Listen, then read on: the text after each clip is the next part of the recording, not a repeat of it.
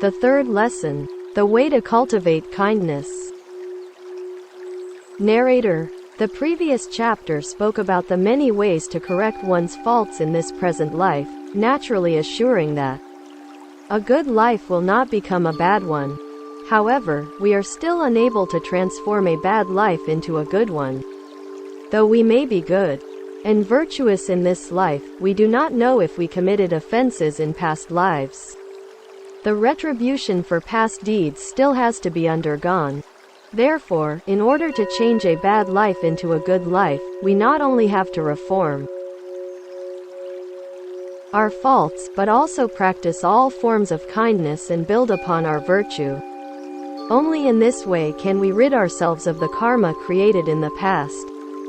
Once the number of our kind practices accumulates, our bad life will naturally turn into a good life. Thus, the practice of changing destiny can be proven. Liao Fan. The I Ching, Book of Change stated.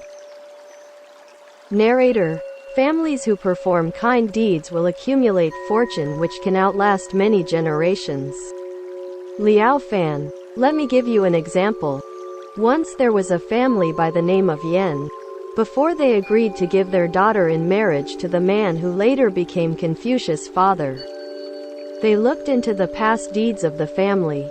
After finding the family to be one that practiced kindness and accumulated virtues, the Yen family felt assured that their daughter would be marrying into a family that would be prosperous with outstanding descendants.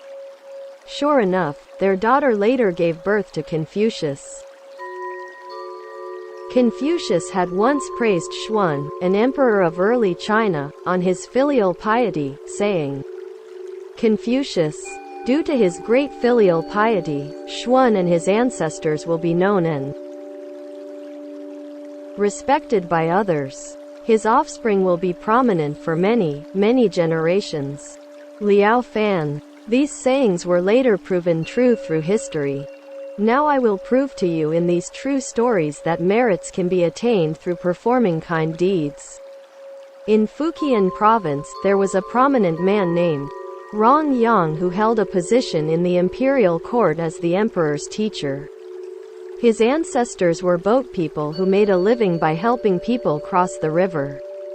Once, there was a storm which lasted so long that fierce flooding washed away all the people's houses. People, animals, and goods were carried down river by the current. Other boaters took advantage of the situation and strove to collect the floating goods. Only Rong Yang's grandfather and great-grandfather took interest in rescuing the drowning people. They did not take any of the goods that floated by.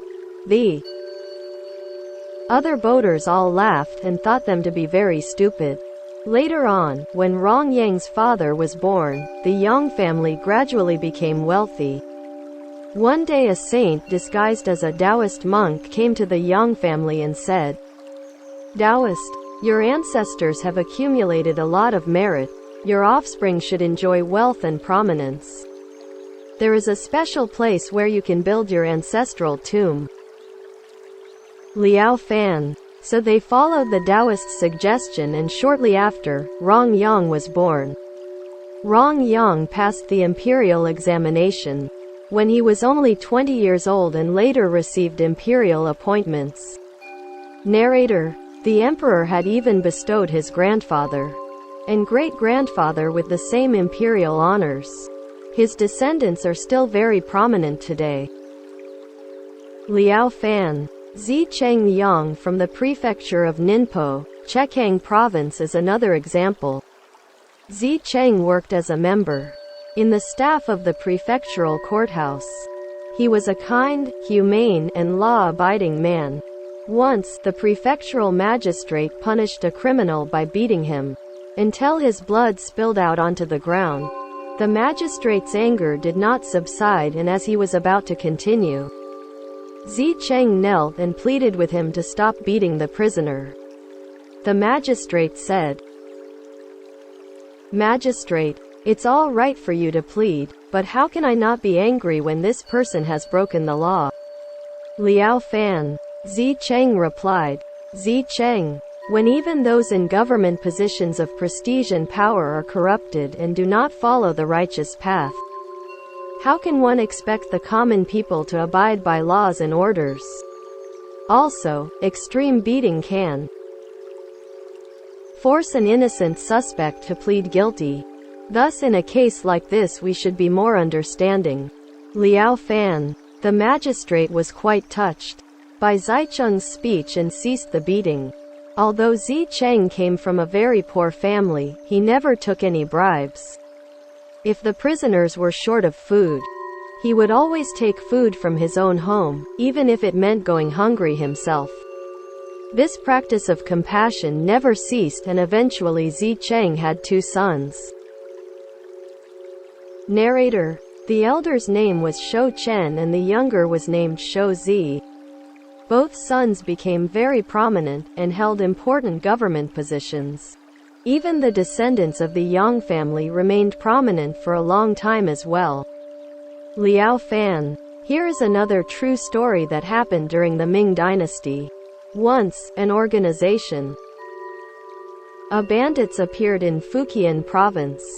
The emperor appointed General Shi to lead the imperial army to pacify them.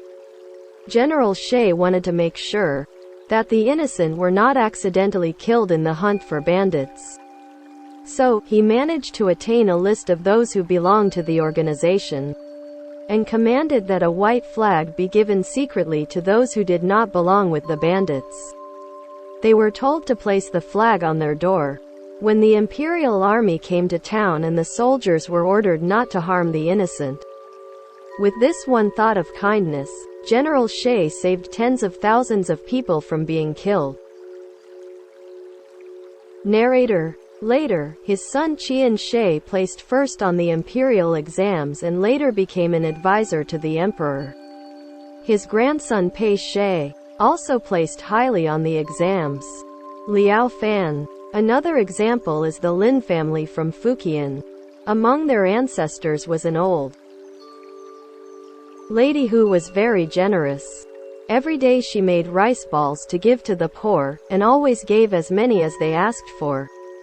There was a Taoist monk who came every day for 3 years and each time would ask for 6 or 7 rice balls. The old lady always granted his request and never expressed any displeasure. The Taoist monk, who was actually a heavenly being who came to test the depth of her kind heart, realized the deep sincerity of this woman's kindness and said, "Taoist, I have eaten your rice balls for 3 years with nothing to show my gratitude in return. Perhaps I can help you in this way. On the land behind your house there is a good place where you can build the ancestral grave. If you are placed there in the future, the number of your descendants who will have imperial appointments will be equivalent to the number of seeds in a pound of sesame seeds." Liao Fan. When the old lady passed away, the Lin family followed the Taoist suggestion and buried her at the designated place. The first generation after that, 9 men passed the imperial exams, and it continued that way for every succeeding generation. Another example comes from the father of an imperial historian whose name was Kai Feng. One winter many years ago, Kai Feng's father was on his way to school when he encountered a person frozen in the snow. Finding the man still breathing, he quickly took off his coat to wrap around the frozen man. He carried him back home and revived him.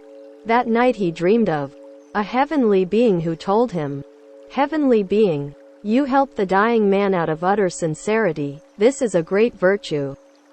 I will bring the famous General Han Kai of the Sung dynasty to be reborn as your son." Liao Fan. Later the child was born and his nickname was Kai. Another example is of Ta Zhou Ying, the imperial secretary who lived in Taichou. When he was young, he used to study in remote mountain areas. At night he often heard the sounds of ghosts and spirits, but he never feared them.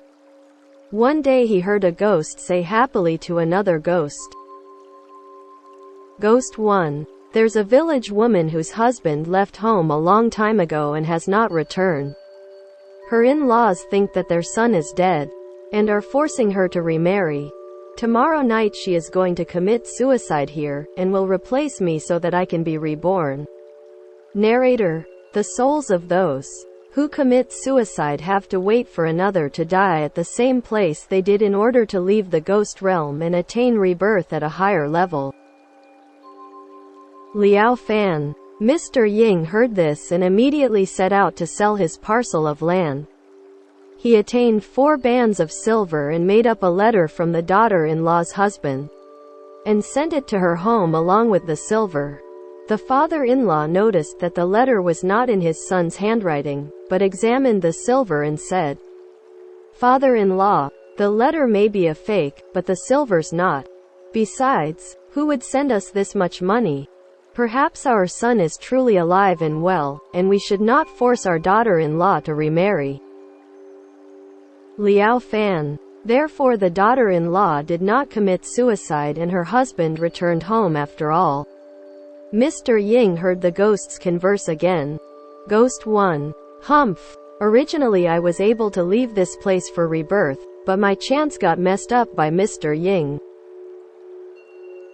Ghost 2. Why don't you inflict some harm on him?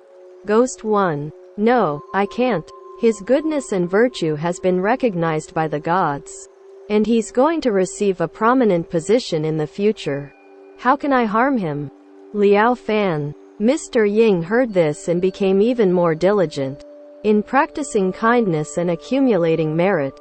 Whenever there was a famine, he would use his own money to buy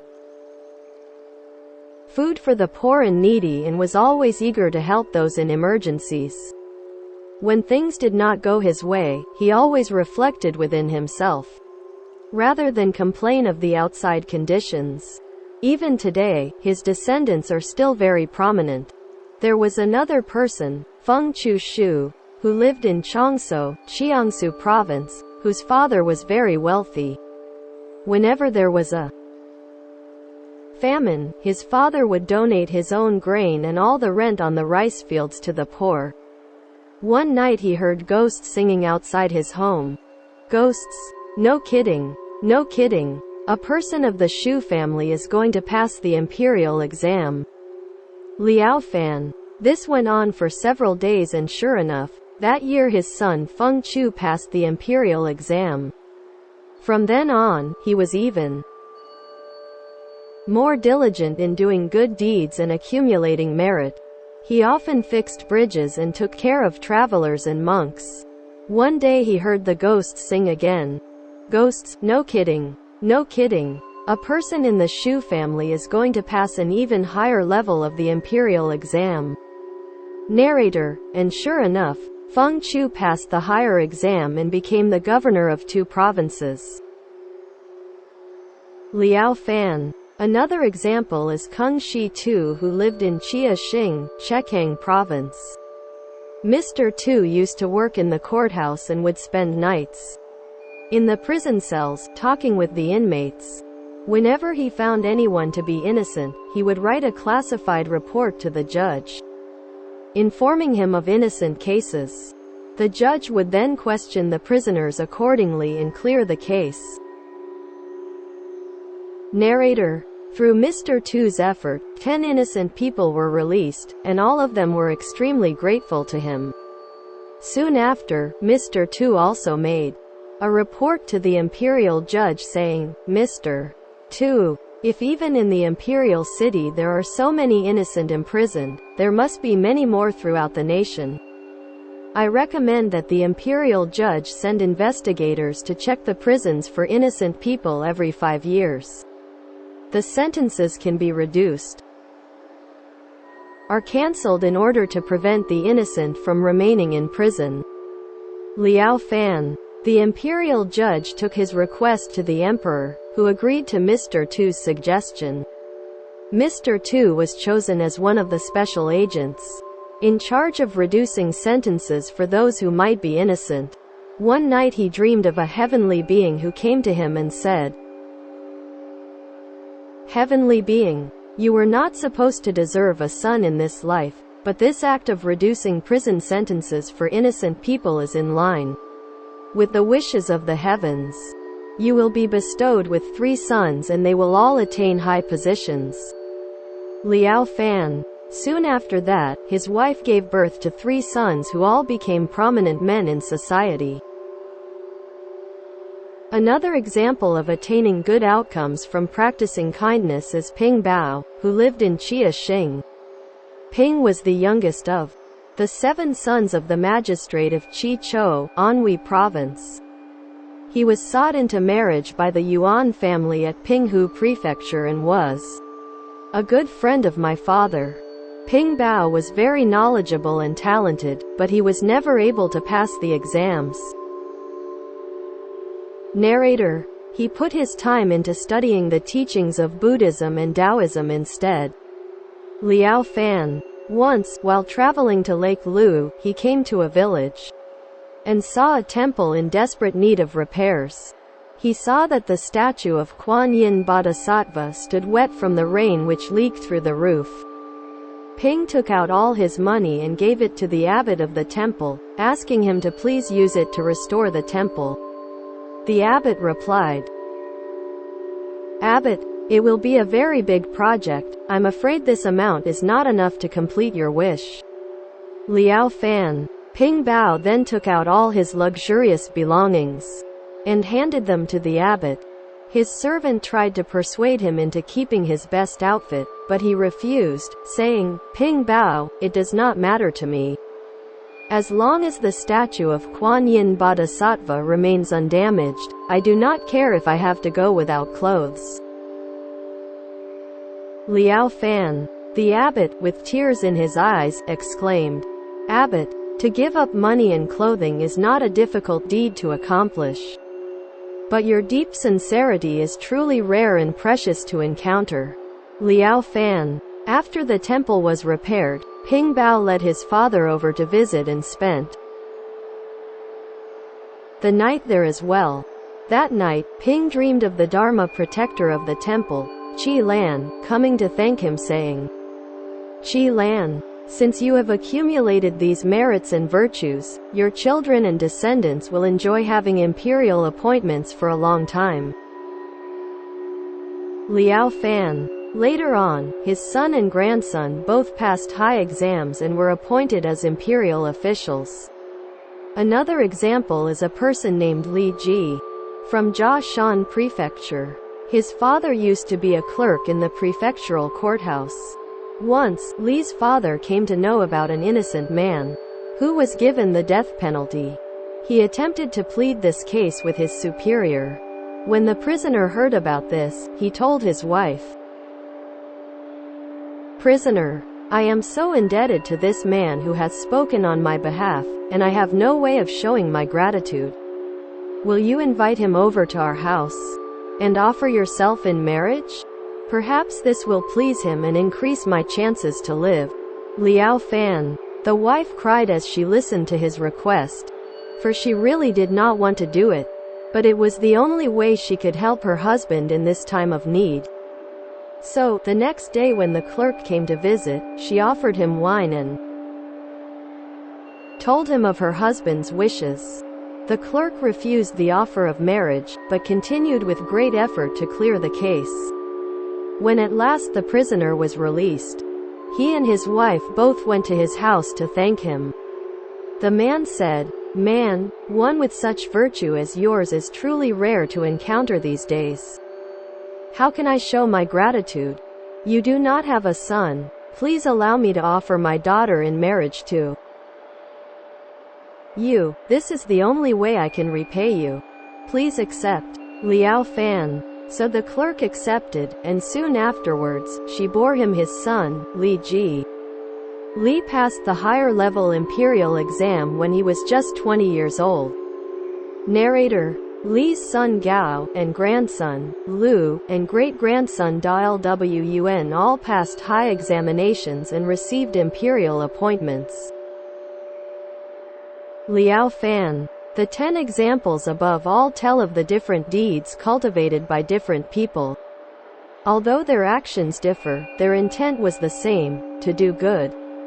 If we were to examine goodness closely, we would find that there are many different kinds.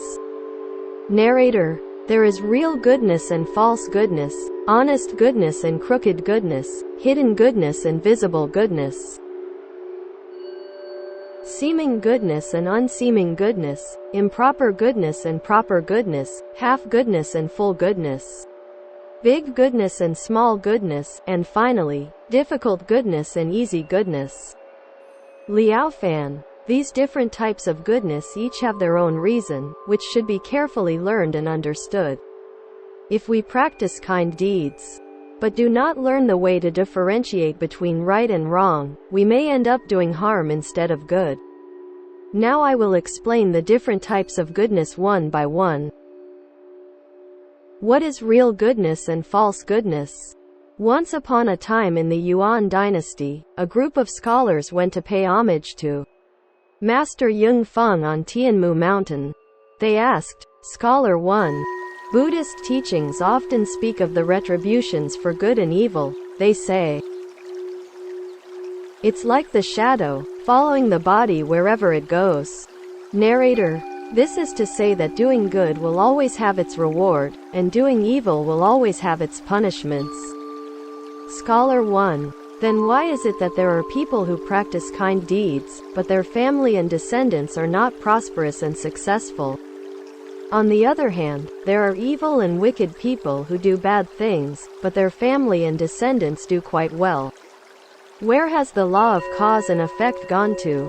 Is there no standard in the Buddha's teaching? Liao Fan: Master Yung Feng answered him, saying, Master JF, common people are blinded by worldly views, they have not cleansed their minds of impurities, and cannot see with true perception. Therefore, they look upon true goodness as evil and mistake true evil as goodness. This is very common nowadays. Furthermore, these people do not blame themselves for bad perception on their part, but instead blame the heavens for their misfortunes. Scholar 2: goodness is goodness, and evil is evil. How can they be mistaken for each other? Liao Fan: hearing this, Master Yung Feng asked each of them to express their thoughts on what was good and what was evil. One of them said, Scholar 3: to yell at and beat others is evil, to respect and treat others in a mannerly way is good. Liao Fan: Master Yung Feng answered, Master JF, not necessarily. Liao Fan: another scholar said, Scholar 4: being greedy for wealth and taking another's money is evil. Not being greedy and abiding by proper ways is good. Liao Fan: Master Yung Feng said, Master JF, not necessarily.